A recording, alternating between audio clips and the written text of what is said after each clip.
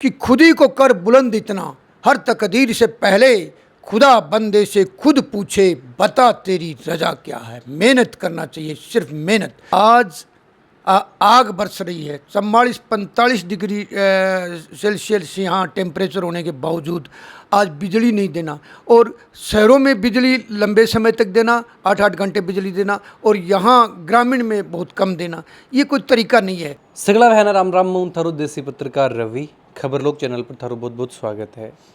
थारी आवाज़ खबर लोग चैनल न थे, अगर अभी तक सब्सक्राइब नहीं करो तो सब्सक्राइब जरूर कर लो। सब्सक्राइब करने के लिए जो सब्सक्राइब बटन है यो दबाओ, और कहने जो बेल आइकन है यो भी दबा लो, ताकि जो भी नेक्स्ट वीडियो डला भी को नोटिफिकेशन तुरंत मिल जाए। दोस्तों, जो इस टाइम पानी की और बिजली की जो समस्या चल रही है, महंगाई लगातार बढ़ती जा रही है, इस पर आप प्रयास कर रहे हैं कि जो अपना जनप्रतिनिधि बहु मिला कि भाई बै लोगों ने राहत दिलवाने के लिए के प्रयास कर रहे हैं। तो इनमें आज अपने साथ राम सिंह जी खेदड़ ही, जो वर्तमान में उदयपुरवाटी पंचायत समिति सदस्य हैं। सब पहले मैं चाहूँगा कि राम सिंह जी थे आपने दर्शकन है जो थारे बारे में आपनो परिचय करवाओ। मेरा नाम राम सिंह खेदड़, पंचायत समिति सदस्य उदयपुरवाटी, वार्ड नंबर 2, ग्राम पंचायत टीटनवाड़ व खिवासर दोनों से मिला करके हूँ, और सबसे वरिष्ठ सदस्य हूँ मैं। फिलहाल 65 वर्ष मैंने कंप्लीट कर चुका हूँ मैं। बिल्कुल, राम सिंह जी की उम्र 65 साल है, लेकिन आज भी एक ओजस्वी वक्ता के रूप में जानो जा है। जब भी कठे भी कोई भी आयोजन हुए तो आपका ओजस्वी भाषण युवा के मान एक अलग ही जोश भरने को ये काम करे हैं। राम सिंह जी, मैं राजनीतिक कैरियर की बात करना चाहूँगा, थोड़ा सा जानना चाहूँगा कि कद्दू है जो थे शुरुआत करी कि मन राजनीति मानो है, इस तरीका जनता की जो सेवा करनी है, कब ही काम में जुड़ रहा हो? मैं 1987 से मैंने ये संकल्प लिया था कि मैंने सोशल एक्टिविटी में काम करना है, लोगों समाज की सेवा में जुट जाना है लगातार, और नौजवानों में जोश भरना है, नौजवानों को आगे लाने के लिए उनमें मोटिवेशन करना है उनका। तो बराबर मैं स्कूलों में, जहाँ जितने भी ग्राम पंचायत टिटनवाड़ में स्कूलें थी, उसमें 26 जनवरी और 15 अगस्त को मैं खेतड़ी कोपर में सर्विस करने के बावजूद भी मैं आतोरियो हूँ, ठीक, लगातार आतोरियो हूँ, और लोगों के बीच में रहा हूँ हमेशा। कि मुख्य उद्देश्य के हो राजनीति मान के पीछे या फिर लोगों जुड़न के पीछे कौन सी समस्या ही वहाँ को समाधान करवाने की तारी इच्छा रहती? हमें तो सिर्फ एक सामाजिक संरचना को बदलने का एक जिम्मा लेकर के चलने का विचार था, जो हम यहीं एक पंच फैसला करके और गांव का एक विकास करें। हम कहीं थाना तहसील वहाँ नहीं जा कर के, और जो भी फैसले हैं अपने गांव स्तर पे करें। मेरा आज भी वही ध्येय है कि मैं ज़्यादातर पंच फैसला है के द्वारा ही काम सल्टाना चाहता हूँ। यूँ पहली भी अगर बात करें तो खेतड़ी के ऊपर में थे जब काम करता, जिस टाइम भी मजदूर संगठन को शायद जो मजदूरों को जो संगठन हो भी का अध्यक्ष के रूप में या फिर उपाध्यक्ष के रूप में थे काम करे। बिल्कुल, मैं भारतीय मजदूर संघ का एक सजग सिपाही रहा हूं, और उसके बाद में मैंने कई यूनियनों में अनेक पदों को सुशोभित किया है। राजस्थान प्रदेश उपाध्यक्ष भी रहा हूं मैं मजदूर खान विभाग का, और मैं पहले चांदमारी कोपर प्रोजेक्ट में काम किया, फिर कोल्हान में किया, फिर खेतड़ी कोपर कॉम्प्लेक्स हिंदुस्तान कोपर लिमिटेड में काम किया। मैंने 37 साल तक सर्विस किया है, लेकिन मज़दूरों के बीच में रहा हमेशा, और मज़दूरों की आवाज़ मैं उठाता रहा। और मैं मज़दूरों की आवाज़ के उठाते उठाते ही मैं एक बार सस्पेंड भी हो गया था 1994 में। 3 महीने तक मैं सस्पेंड रहा, उसके बाद फिर बहाल होकर के आया और मैं एक काम किया। आज 1 मई मजदूर दिवस के रूप में भी मनाया जा है। कौन सी समस्या जी टाइम मजदूरों के सामने ये रहती कि बन उठाने के लिए या फिर बन को समाधान कराने के लिए थे प्रयास करता है? पहले मजदूर दिवस के इसलिए है कि 8 घंटे का काम वहीं से शुरू हुआ था।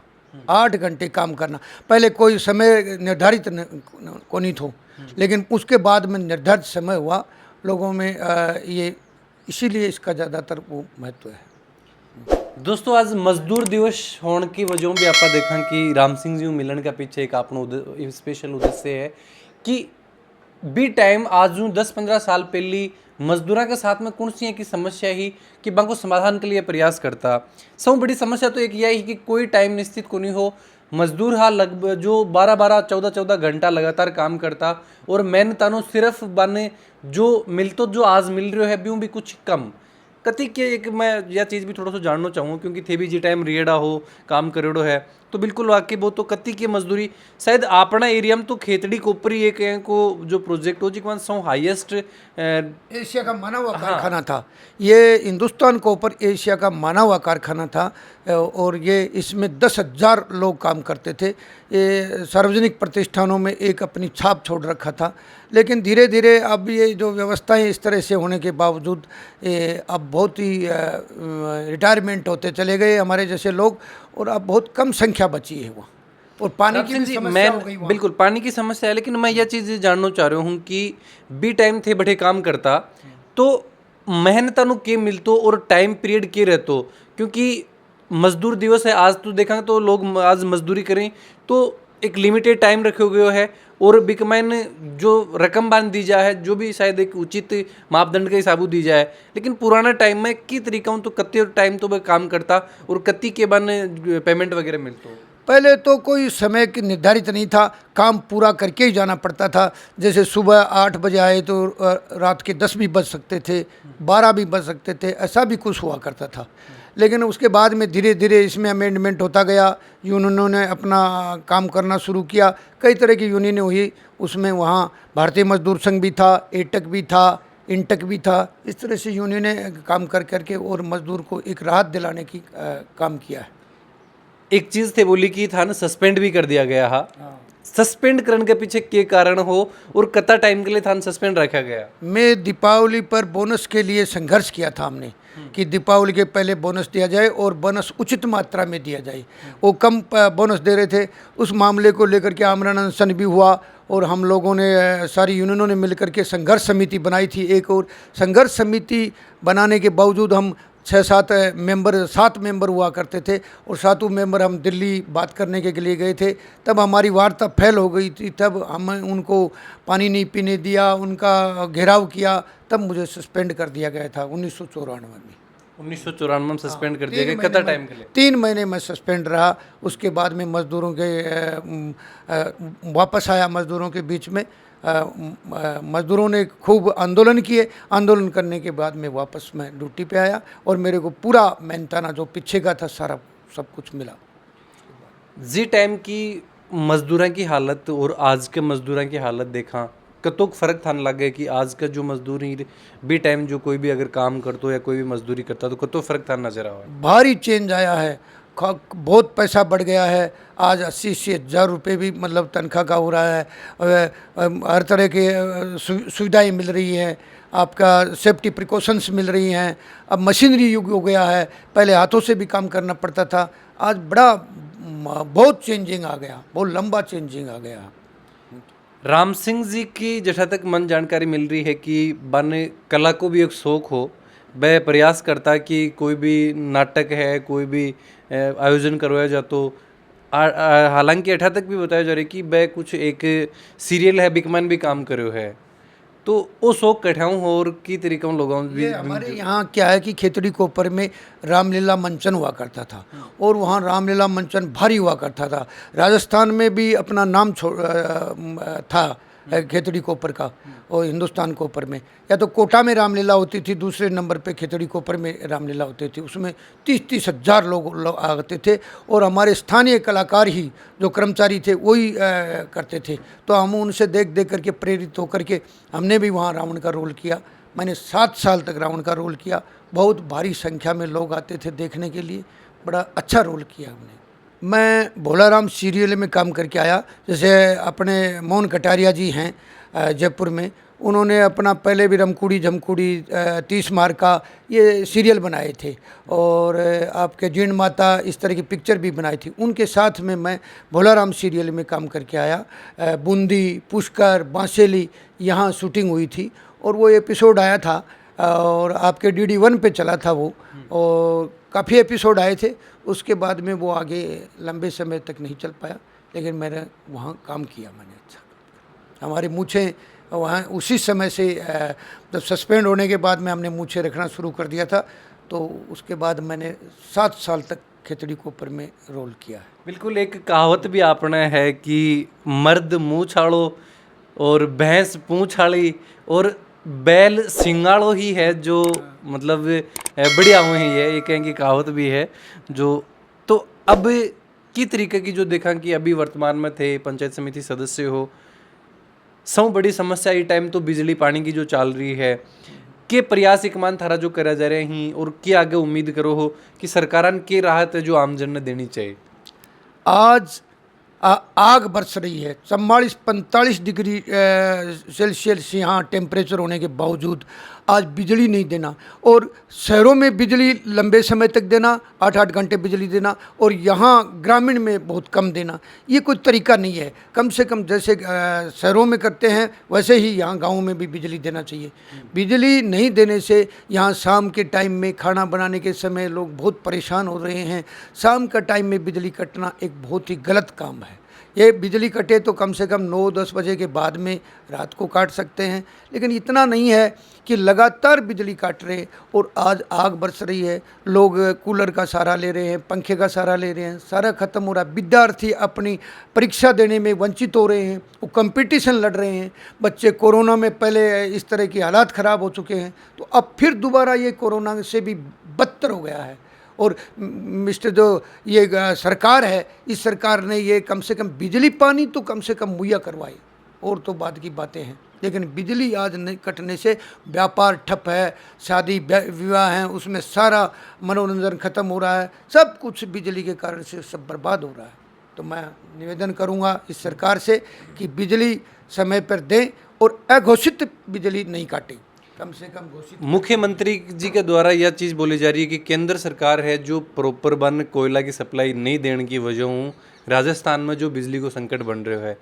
ठीक है, यह चीज़ मानो हो कि राजस्थान में कोयला के संकट हूँ बिजली की जो समस्या आ रही है, ये इस तरह की कोई समस्या नहीं है। सरकार की जिम्मेदारी है वो कैसे भी अरेंज करे और यहाँ लोगों को राहत पहुँचाए। बिजली और पानी मूलभूत सुविधा है, ये सुविधाएं करना बहुत ज़रूरी है सरकार का।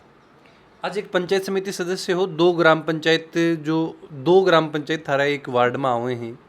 बा गाँव की मुख्य समस्या में जो देखा तो पानी की और बिजली की समस्या है कि अभी तक के प्रयास या के आश्वासन जो लोगों ने दिए गए, क्योंकि थे भी यह चीज़ मानो हो कि कोई समस्या है बिन गाँव में बैठ के भी को समाधान करो जाना चाहिए। एक पंचायत समिति सदस्य होने के नाते थारी की जवाबदारी भी चीज़ में बना है कि कहीं की व्यवस्था है जो वार्ड वासियों के लिए दे करवाओ। नहीं, कल हमने इस बिजली पानी को लेकर के गुढ़ा में एक संघर्ष भी किया है। हमने एएन ऑफिस में सारे लोग अपना रैली निकाल करके गुढ़ा में, और उसके बाद में पूरा आक्रोश के साथ में हम सारे इकट्ठे होकर के और ज्ञापन दे करके आए हैं। तो बिजली और पानी की सुविधा उनकी जिम्मेदारी बनती है। पीएचडी डिपार्टमेंट है, उनसे भी हम बात कर रहे हैं। और दूसरा, राजस्थान सरकार को भी चेताया गया है, राज्यपाल को भी ज्ञापन दिया गया है कि बिजली और पानी का जो है संकट, इसको दूर किया जाए।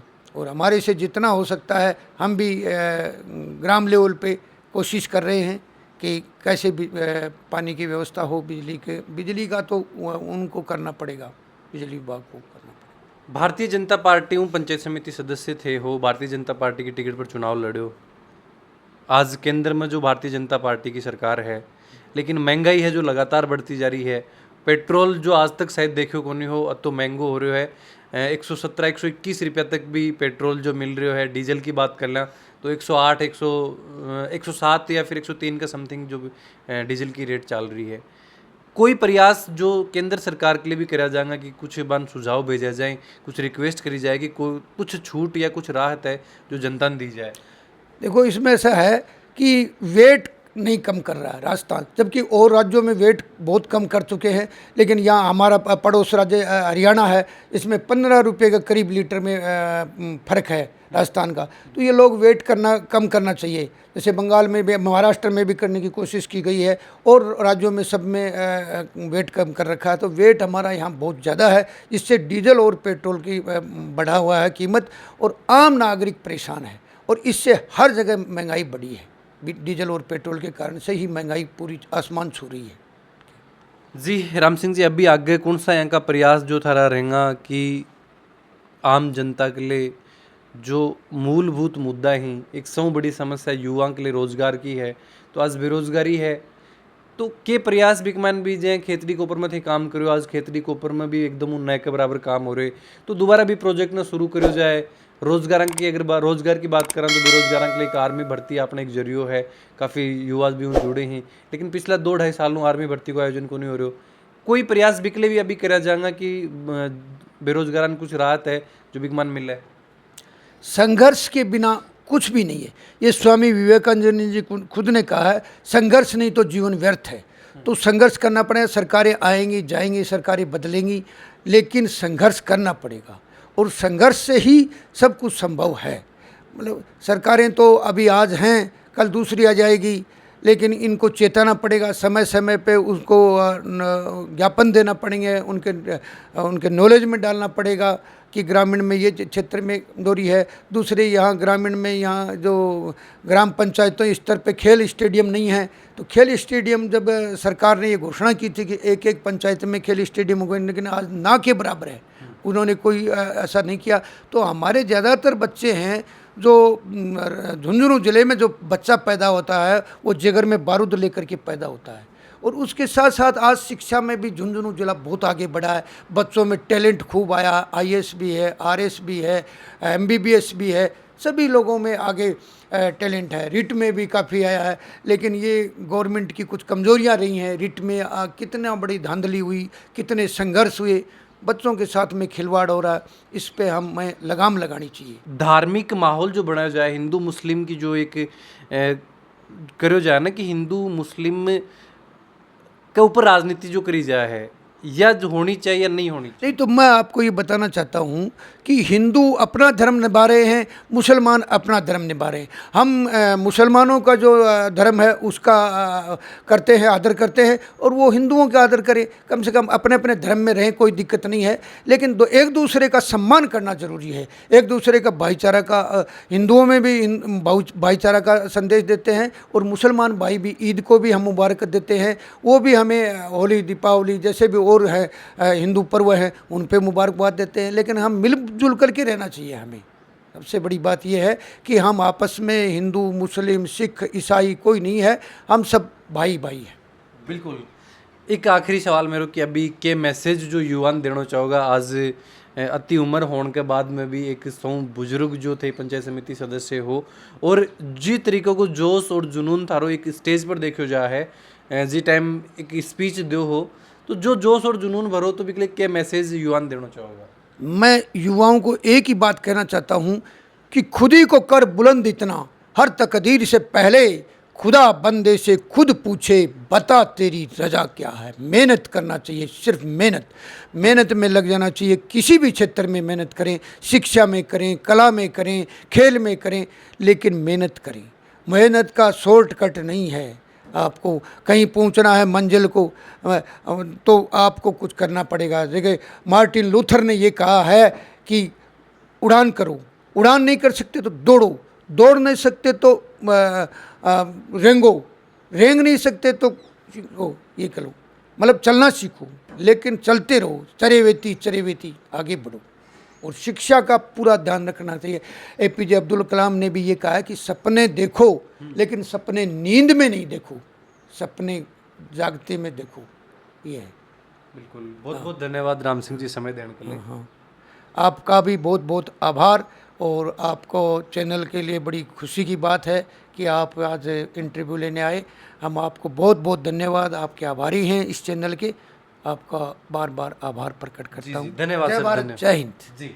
तो बातचीत करी वर्तमान में जो पंचायत समिति सदस्य वार्ड नंबर 2 उदयपुरवाटी पंचायत समिति सदस्य सो बुजुर्ग, और आपको एक्सपीरियंस है जो लगातार जो शेयर करता रहे हैं लोगों के साथ में भी, जो भी जब भी मंच पर जाएं तो एक जोश और जुनून जो आपकी ओजस्वी वाणियों है जो लोगों का मन और युवा का मन भरे हैं। बातचीत करी स्पेशल यो कि आज मजदूर दिवस और मजदूर संघ का ये जो उपाध्यक्ष, हाँ, मैं अध्यक्ष भी रहा, अध्यक्ष भी जो रेड़ा ही राजस्थान प्रदेश में भी। हाँ, तो यही उद्देश्य हो कि भाई मजदूरों की कौन सी की समस्या है बापर आप बात करा, और वर्तमान की जो समस्या है बापर भी आप बातचीत करी।